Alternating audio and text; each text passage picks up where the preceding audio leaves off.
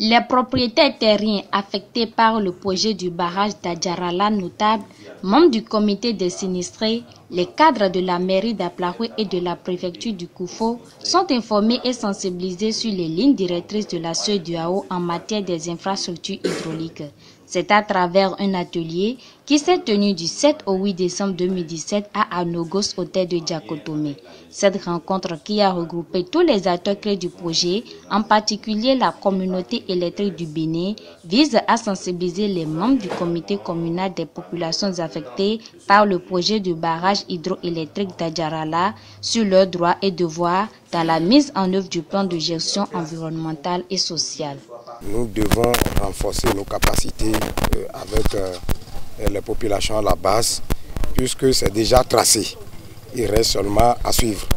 Donc je crois avec ce que EcoBénin est en train de faire, de nous renforcer de plus pour que nous puissions sensibiliser nos populations sur nos droits, puisque c'est nécessaire, ce n'est plus le Bénin ni le Togo, mais c'est la CEDEAO. L'un des principaux axes des lignes directrices de la CEDEAO précise que les populations affectées doivent être intégrées comme acteurs, partenaires et bénéficiaires du projet. Impliquer ces acteurs suppose la mise à leur disposition de vraies informations dans le processus de mise en œuvre du PGES.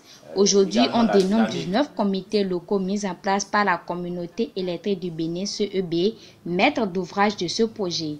Mais à cette rencontre de sensibilisation de Diakotomé, les représentants des comités des populations affectées ont déploré un manque de mise à disposition des informations par la CEB. Tant qu'ils ne sont pas rentrés dans leurs droits, ils peuvent s'inquiéter. Ils peuvent s'inquiéter, mais je dis qu'il n'y a pas à s'inquiéter parce que toute la préparation intellectuelle, tout ce qui doit être fait en termes d'études, pour payer leurs droits et les accompagner dans la nouvelle vie qu'ils auront à mener. Et tout cela est fait et ce n'est que histoire de temps pour que cela puisse se régler. La quarantaine de participants présents à cet atelier ont effectué une visite sur le site du barrage. La base de vie installée par l'entreprise chinoise Sino Hydro est pratiquement au repos. En juillet dernier, la CEB a officiellement saisi cette entreprise et la somme d'arrêter ses travaux d'installation du chantier.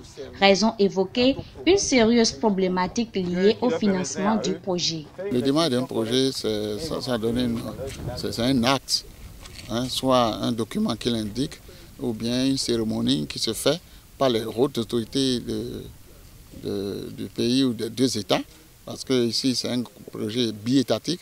Donc en réalité, les plus hautes autorités des deux pays devaient se retrouver pour lancer les projets, pour lancer les travaux. Bon, tant qu'il n'y a pas ça, nous on considère que ça n'a pas démarré.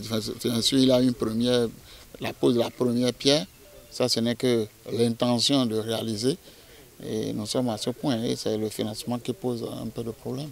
Plusieurs recommandations ont été faites par les participants à l'issue de cet atelier.